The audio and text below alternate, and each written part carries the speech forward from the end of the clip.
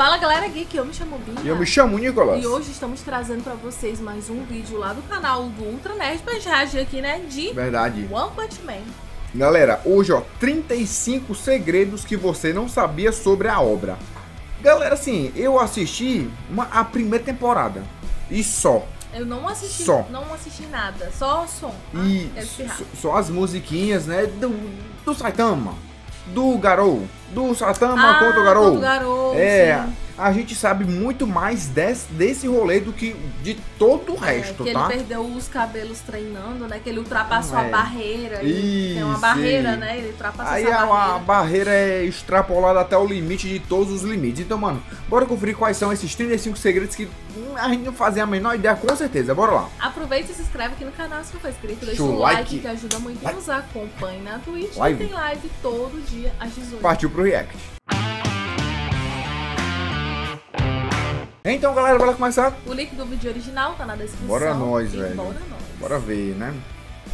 Você sabia que o Saitama já foi derrotado 3 vezes em sua história canônica e ainda por personagens secundários? Um gato? Que a Marvel Comics roubou um personagem de One Punch Man na maior cara dura. Você também vai descobrir o motivo secreto por trás do Saitama estar sempre usando chinelos. E o fato do planeta de One Punch Man não ser a Terra que conhecemos e ainda possuir mais de uma lua. Então já pega a pipoca que agora eu vou te mostrar 35 segredos que você provavelmente não sabia sobre o One Punch Man. Bora lá! Você sabia que a ideia por trás do design do Saitama veio de um programa infantil em 2009, quando One Punch Man ainda estava em seus primórdios. O seu autor, One, estava procurando ideias para criar o personagem principal da série, e foi quando ele decidiu usar como referência um programa infantil do Japão chamado One Punch Man. E assim nasceu o careca de capa que todos conhecemos. É só você olhar esses dois lado a lado que não tem como negar a semelhança. E como você já deve ter percebido, não foi só a aparência do Saitama que teve inspiração, mas também o próprio nome do anime, já que One Punch Man em japonês é pronunciado como One Punch Man, enquanto o programa infantil é pronunciado como One Punch Man. Assim que o mangá de One Punch Man começou a ser publicado, a capa do Saitama costumava ser vermelha, devido à sua inspiração no One Punch Man. Mas isso causou um grande problema, porque esse esquema de cores fazia ele parecer um garoto propaganda do McDonald's. Então, o autor decidiu mudar um pouquinho o design do careca, e sua capa foi alterada de vermelha para branca, como estamos acostumados. Muita gente não sabe, mas o One também foi o responsável por criar o anime Mob Psycho 100. E ele fez questão de que essas obras fizessem referência uma a outra, escondendo secretamente, ou nem tanto assim, vários easter eggs bem interessantes. Você nem precisa procurar muito pra perceber que os dois protagonistas são extremamente parecidos e que eles até usam pijamas praticamente idênticos. Mas isso não é nada comparado a essa cena onde temos o Saitama usando uma camisa com a estampa de Mob Psycho 100, ou esse painel do mangá onde vemos um cara aleatório usando uma camisa escrito Mob várias vezes. E se você acha que isso é pouco, o autor chegou até mesmo a colocar o próprio Mob aparecendo ao fundo de uma cena do mangá de One Punch Man. Agora, com relação às referências de One Punch dentro de Mob Psycho, também tivemos algumas bem legais. No episódio 4 da segunda temporada de Mob Psycho, tivemos uma participação especial do Saitama e de um personagem bem parecido com o Genos ao fundo de uma cena com outros personagens. Não só isso, mas no capítulo 8, quando o poder psíquico está sendo explicado no mundo de Mob Psycho, a referência visual que temos é de ninguém menos que a Tatsumaki. E se você desacelerar a abertura do anime para 25%, você vai ver que o personagem Reigen tem uma foto do Saitama como papel de parede do seu celular. Mas nem precisa de tudo isso, porque existe um OVA que logo em seu início já temos o Reigen usando seu celular com uma foto bem escancarada do careca. E ainda tem vários outros momentos que você consegue ver uma imagem bem óbvia do Saitama nas telas dos celulares de Mob Psycho 100. E tem várias outras obras que fazem referência ao nosso carequinha. Por exemplo, logo no início da série Solo Leveling, o protagonista San Jin-woo recebe uma quest diária para fazer uma rotina de treinamento que todo verdadeiro fã de One Punch Man reconhece. Se você não lembra, esse é exatamente o mesmo treino que o próprio Saitama diz que deixou ele tão poderoso. Caraca! Não é à toa que após esse treino diário, Jin-woo se tornou o caçador mais forte do mundo, né?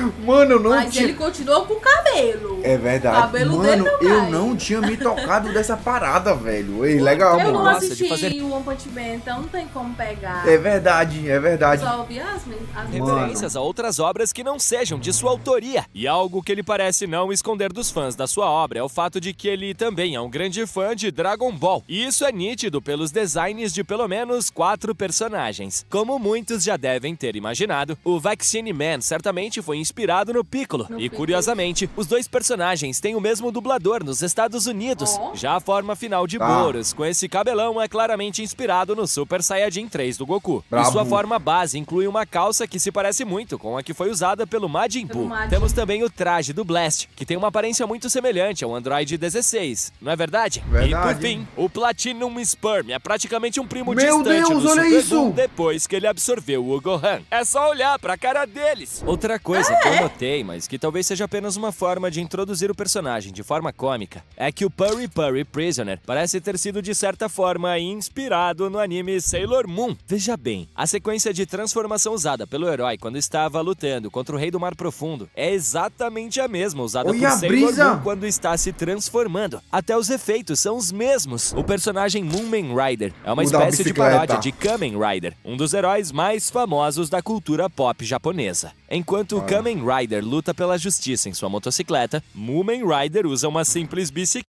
Mano, esse daqui é o mais comédia que eu acho, porque ele é o herói da bicicleta. E aí, não é qualquer bicicleta, é essa bicicleta, olha isso.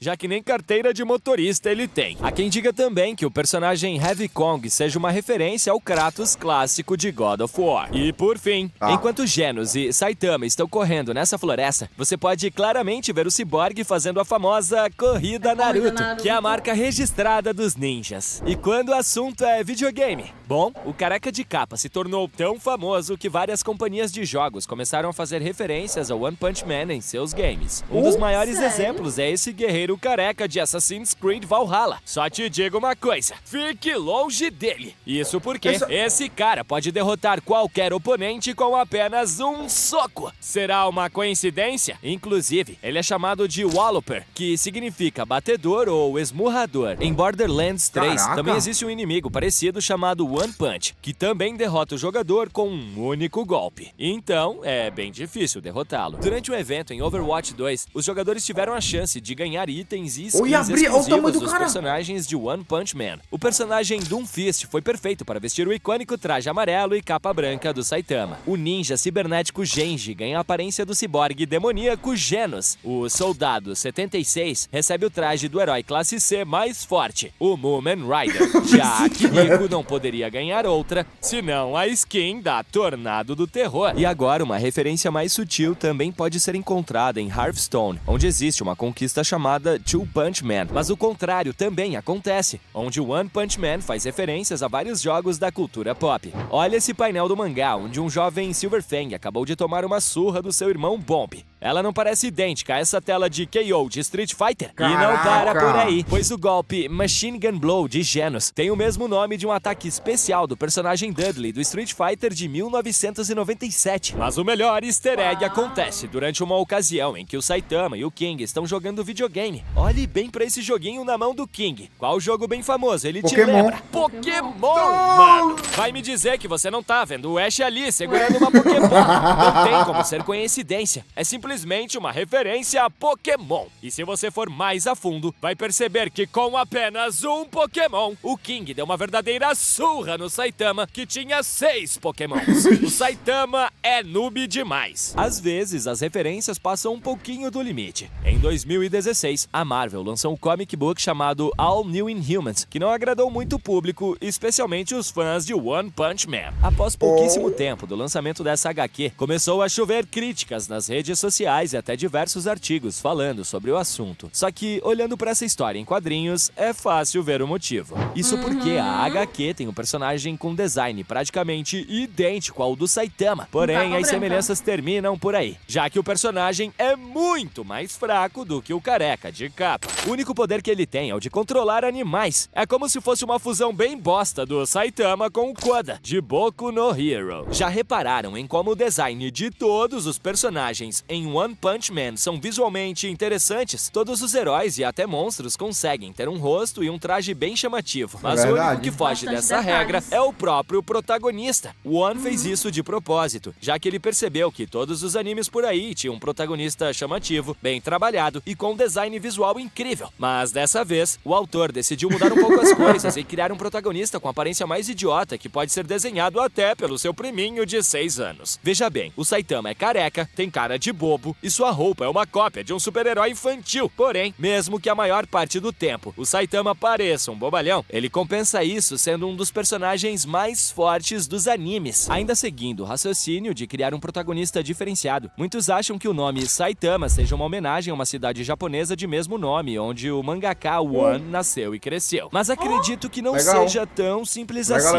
É bem provável que o nome de Saitama seja um trocadilho em japonês. O termo Sai significa algo como grandioso, enquanto Tama significa bola, fazendo referência à sua careca. Então, o nome de Saitama tenta passar o seguinte... Mano, ainda bem que é a careca, né? Ainda bem que é a careca, né? Que careca aqui, né? Aqui. Significado de o careca grandioso. Agora, com um significado mais perturbador, temos o nome do Genos, que provavelmente teve como inspiração a palavra inglesa genocide, que em português significa genocídio. O que sustenta essa ideia é que no mangá, quando Genos fez sua primeira aparição, ele estava usando uma camisa contendo a palavra genocide. Não só isso, como a própria história trágica por trás do personagem contribui bastante para essa teoria, já que sua vila inteira, incluindo toda a sua família, foi exterminada pelo ciborgue louco. Então, o conceito de genocídio não é nada realmente novo pro Genos. E ainda falando do ciborgue, o cara simplesmente possui todo tipo de armas e engenhocas que você imaginar. Quando o Genos não tá atirando lasers e incinerando monstros e vilões, ele normalmente tá usando seus apetrechos para tarefas domésticas. É isso mesmo, caso você não saiba. Genos possui desde um secador de louças que libera ar quente, até um descascador de vegetais embutido em sua mão. Mas não para por aí, pois o nosso ciborgue aqui tem até um modo de suspensão integrado em seu corpo. Quando ele tá cansado demais, é só apertar um botão e pronto, já tá em modo soneca. Porém,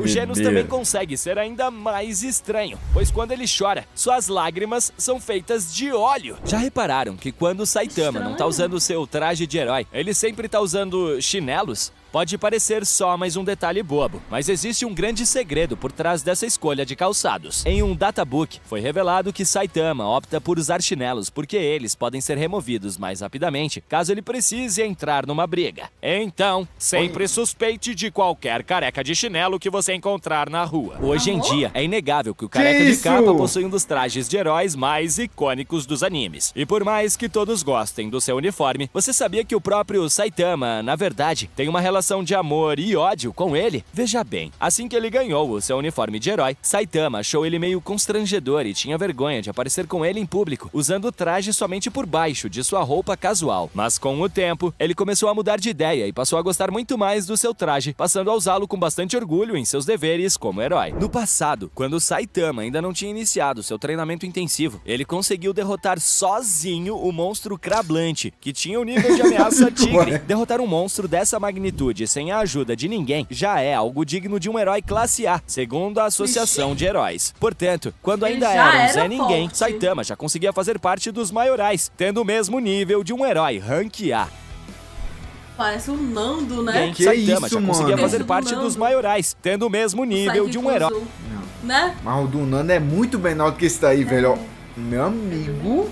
Mas eu lembrei do nome. Rank A. Todo mundo sabe que o Garou, também conhecido como Caçador de Heróis, tocou o terror em geral no mangá. Mas você sabia que o nome dele significa, literalmente, lobo faminto? O que combina bastante com alguém que caça todos os heróis que vê pela frente. E se isso não fosse o bastante, fazendo jus ao seu próprio nome, Garou até mesmo já usou uma máscara de lobo quando ele participou do torneio de artes marciais. O que faz bastante sentido depois que você conhece o significado por trás do nome dele, né? One Punch Man pode até ser conhecido atualmente como uma série de mangá ou anime, mas caso você não saiba, seu verdadeiro material de origem é na verdade uma webcomic, que são histórias em quadrinhos publicadas exclusivamente na internet. Quando o One começou a postar suas comics sobre o One Punch Man, seus desenhos eram bem ruinzinhos, pra se dizer o mínimo. E mesmo sabendo que seu estilo artístico poderia afastar os leitores, ele continuou postando suas histórias na esperança de chegar a algum lugar. Depois de 2 anos, One foi abordado por um talentoso mangaka chamado Yusuke Murata, que propôs uma parceria para transformar a webcomic em um mangá. One aceitou, e até hoje Murata é responsável pelas artes oficiais do mangá, o qual fez um ótimo trabalho ao dar uma reformulação visual completa na série. O mais louco disso tudo é que, mesmo com a reformulação da história em um mangá, o nosso amigo One ainda continua lançando normalmente os seus capítulos da webcomic. Então, podemos dizer que existem 2 versões diferentes da história de One Punch Man, já que, por mais que o mangá tenha a webcomic como base, várias coisinhas na história vão sendo modificadas aqui e ali nessas adaptações. Agora, com um estilo artístico digno,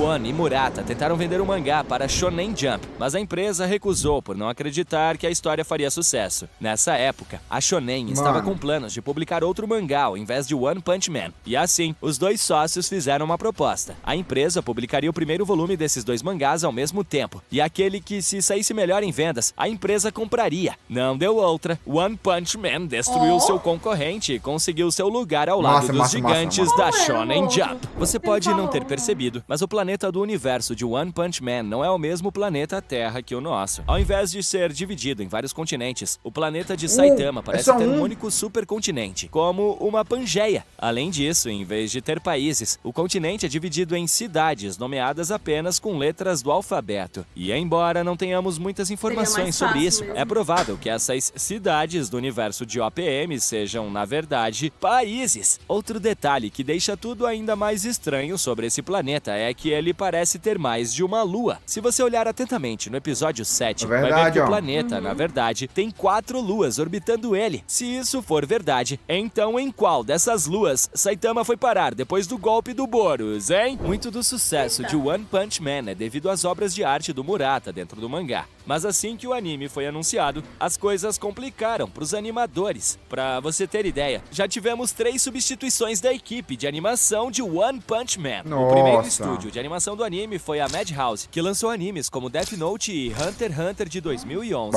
Mas o estúdio decidiu abandonar o projeto depois de perceber que poderia levar 4 anos inteiros para animar a segunda temporada de One Punch. Assim, o estúdio DC Staff, responsável por Konosuba e Saikikusu no Psinan, assumiu o anime, mas quando a segunda temporada foi finalmente lançada em 2019, digamos que a animação não agradou muito os fãs. E eu até meio que entendo. Olha o tamanho da cabeça do Saitama na segunda temporada. Tava parecendo o Megamente, mano. Infelizmente, para os fãs, a próxima temporada deve ser muito melhor, já que a obra está nas mãos de ninguém menos que o estúdio MAPPA, que fez jus à beleza de várias obras, como Attack on Titan, Jujutsu Kaisen e Chainsaw Man. Parece que Murata estipulou uma beleza artística praticamente inalcançável para os estúdios de animação, não é? De todos os personagens de One Punch Man, existem 2 específicos dos quais o Murata particularmente odeia. Um deles é o Amai Mask, por ter uma personalidade do qual o artista detesta e muito, chegando ao ponto de não querer mais desenhá-lo. Assim, para tentar gostar um pouco mais do personagem, Murata publicou a seguinte declaração em um artigo: caso eu desenhe Amai Mask o mais bonitão possível, quem sabe eu me apegue mais a ele e eventualmente goste dele como um personagem. Mas se tem um personagem que ele odeia ainda mais, é a Centopeia Anciã, o monstro que mais exigiu das habilidades artísticas de Murata. Seu corpo extenso, detalhado e flexível fazia com que desenhar uma única página com esse monstro levasse 4 horas, sendo que o tempo médio costuma ser 1 hora. Esse monstro se tornou uma perda de tempo tão... Pra quem já é profissional de anos na área... A gente ia demorar 1 mês. E nossa olhe lá. senhora, velho. Grande que o Murata precisou contratar artistas assistentes para trabalhar nas outras páginas enquanto ele ficava lá, horas e horas, desenhando uma centopeia gigante. Ser assistente do grande Murata deve ser um trabalho incrível. Pelo menos bem melhor do que o antigo emprego do Saitama. 3 anos antes do início da história, quando ele ainda tinha cabelo, Saitama era um homem desempregado à procura de um emprego. Quando ele finalmente encontrou, não foi lá essas coisas. Ele costumava trabalhar meio período em uma loja de conveniência, não ganhando nem o suficiente para pagar suas contas. Mas isso ainda não é nada se comparado ao seu maior problema, a solidão. Antes de se tornar um herói, Saitama não tinha nenhum amigo. amigo. Ele passava o tempo todo só jogando videogame sozinho. Mas felizmente sua vida começou a mudar. Genos começou a pagar suas contas e fazer tarefas domésticas, enquanto Saitama fez novas amizades, como, por exemplo, o King, que passou a dar uma surra nele nos videogames. Depois disso, nosso carequinha demonstrou ter ficado muito mais feliz. Agora, aqui vai um segredo que eu tenho certeza que você não sabia. Em 2017, Murata decidiu se divertir um pouquinho e acabou desenhando Genos em uma versão feminina.